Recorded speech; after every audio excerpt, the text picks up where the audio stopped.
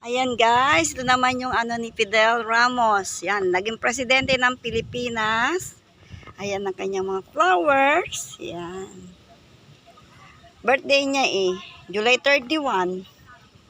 Hindi, kamatayan niya pala yun, July 31, 2022. Dinalaw siya ng pamilya niya. Ayan guys, ayan. Ito yung kanyang columbari. Ayan guys. Dito tayo sa libingan ng mga bayani guys. Yan. Pupunta tayo kay Nora Honor. Yan.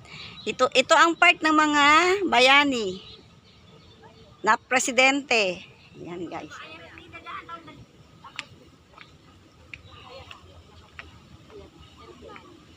Pag may... No. Ito pala yung kay Emilio Quirino. Presidente din ng Pilipinas. Ayan. Sixth president ng Pilipinas. Yan, si Emilio Quirino. Ayan siya guys. Yan, Presidente Emilio Quirino.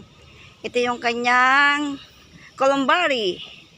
Open sa, open sa Madlang People.